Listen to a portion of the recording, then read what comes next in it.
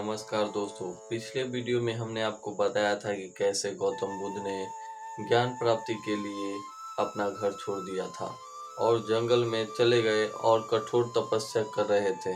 लेकिन कठोर तपस्या करने के बाद भी उन्हें परम ज्ञान की प्राप्ति नहीं हुई। अब आगे की कहानी सुनिए। आगे की कहानी ये है कि एक दिन वह सिद्धार्थ गौतम एक विशाल वृक्ष के नीचे बैठे थे और ध्यान कर रहे थे।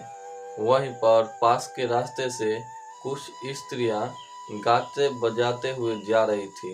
वह एक गीत गा रही थी जिसका भाव था कि सितार की तार इतनी भी ढीली मत रखो कि वह मधुर स्वर ही न निकाले और उसे इतना भी मत कसो कि वह टूट जाए। यह बात सुनते ही वह समझ गए कि परम ज्ञान की प्राप्ति के लिए केवल कठोर तपस्या आवश्यक नहीं है और ना ही केवल भोग विलास के जरिए इसे पाया जा सकता है। इसके लिए मध्यम मार्ग अति आवश्यक है, यानी कि संतुलित जीवन ही इसके लिए श्रेष्ठ होगा।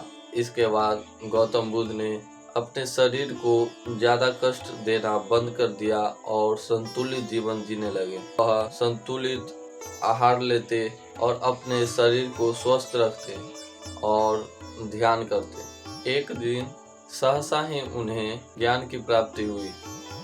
तब वह बोध गया में थे।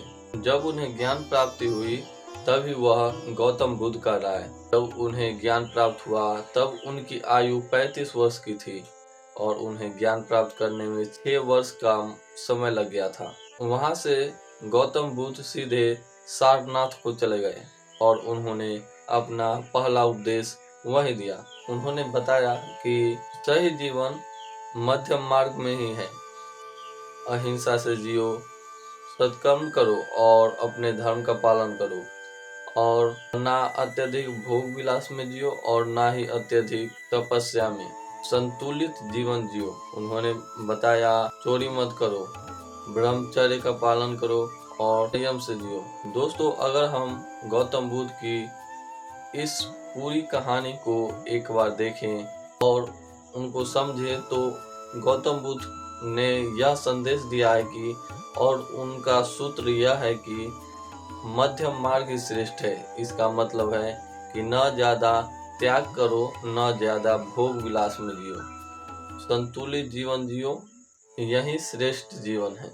गौतम बुद्ध ने शरण पाने की 3 अमूल्य मंत्र बताए थे।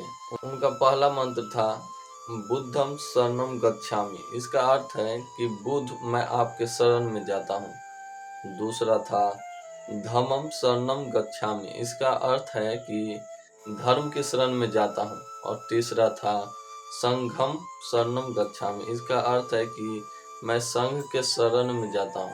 तो दोस्तों, आशा करते हैं कि आपने गौतम बुद्ध की पूरी जीवन को अच्छे से समझ गए होंगे। तो यह थी हमारी अंतिम वीडियो गौतम बुद्ध के लिए। अब इसके बाद दूसरी टॉपिक पर यहाँ पर आपको वीडियो देखने को मिलेगी।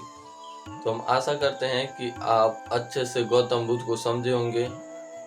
तो चलिए मिलते हैं किसी अगले वीडियो में। हमारे वीडियो अगर आपको पसंद आती है तो हमें सपोर्ट अवश्य करें, क्योंकि आपके सपोर्ट के बिना कोई कुछ नहीं कर सकता।